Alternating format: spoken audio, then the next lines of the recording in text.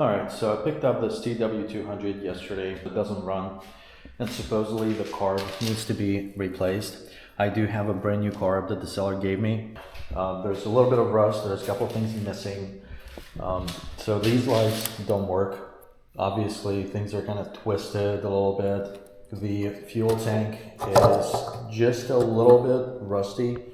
Not a whole lot of rust, you probably cannot see that. We started it with starter fluid and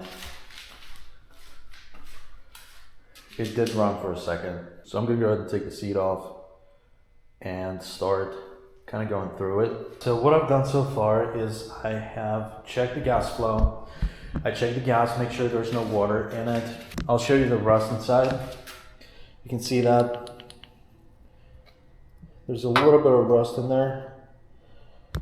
Appears to be surface rust, nothing too significant. When I drained the gas yesterday, there was no rust in that gas or any impurities in the gas. I replaced the spark plug with a brand new one. It had this spark plug in there, which is D7EA, and it's not the correct plug for this bike. So it does have a brand new spark plug in there. I've also replaced the carburetor, this entire thing yesterday, and it does not start yet. So I think the issue is the spark. It doesn't appear that it makes a lot of spark, and I'll show you that as well. I don't know why there's oil out there.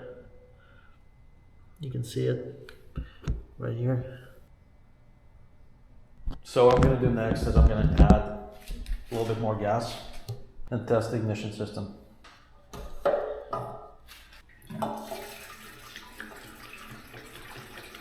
So I checked the oil as well, and the oil is over full, so there's too much oil in there, which is fine for now. I just want to get it started. And that's something I was wrong about. The seller told me that he replaced the oil before putting the bike up for sale. And I did check the oil with a zip tie as a makeshift dipstick, and there was oil in the engine. I thought that the oil level was above the full mark and the oil was super clean. However, that is not actually the case, and this will come into play in another video.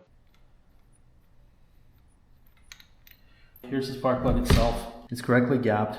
As you can tell, there's no residue on it or anything else. I'll show you the old one. So here's the old one, carbon deposits on it. So this one's the correct one. It is DR8EA, and this one is the wrong one, DR7EA.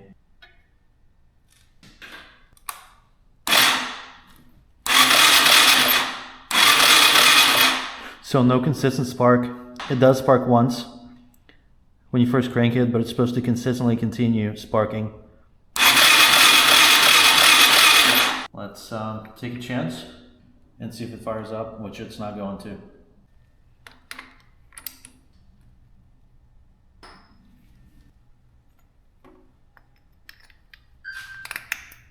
So with fuel, I'm gonna set it to reserve. I might actually set it to full. Pull the choke.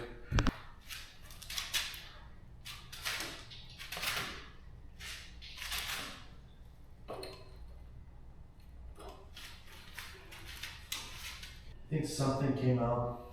I think it's gas.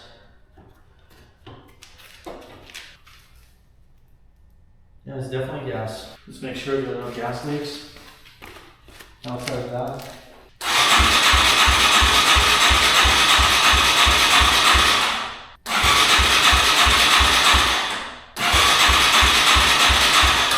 Now it's time to work on the spark. Try to trace that issue. So we know at this point that there's no consistent spark. So the first step is to take the spark plug cap, essentially this piece right here, and measure the resistance. So I'm going to take off the cap first. Let's see what it's like on the inside. I mean, it looks good right there. There we go. Okay.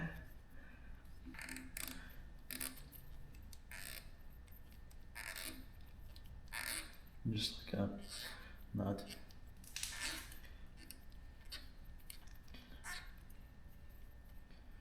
There we go.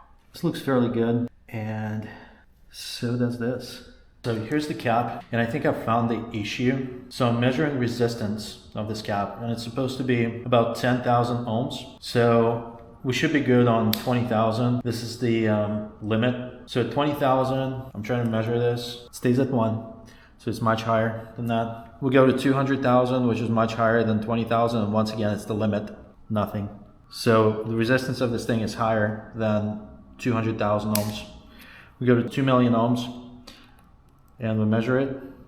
We come up with about 893, 900, which you have to multiply. So you have to multiply that by 1,000.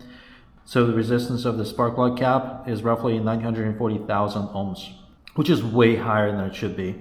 And also, it rattles. And I'm not sure if it's normal or not. You may be able to hear that. So that might be bad. So I'm going to measure resistance of this coil and see if it reads correctly.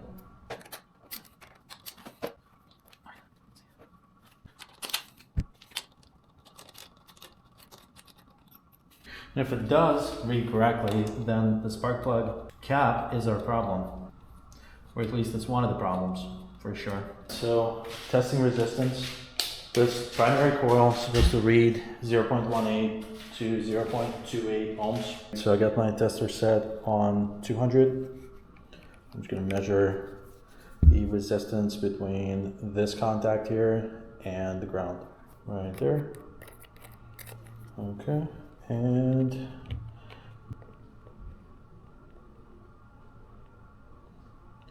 we're getting to about 0.6. I'm not sure how important that is. 0.6, 0.5. It's a little bit higher than the range. Secondary coil resistance range should be between 6.32 and 9.48 thousand. So I'm switching my multimeter to 20,000. I'm testing resistance between the main wire and the ground. So we're doing this right here. And we're at about 8.30, so 8.3K, which is within the range. So what I'm going to do now is replace the coil and the spark plug cap. Stay tuned.